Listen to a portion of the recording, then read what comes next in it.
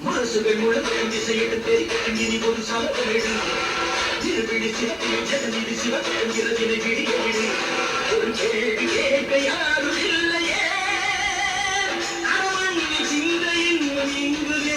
இல்லையே முரசுகள் முழக்கம் திசையெடுத்து இனி ஒரு சமதமிழ் திருவிழி சிவத்தில் ஜெகநிதி சிவத்திரத்தினை விடிய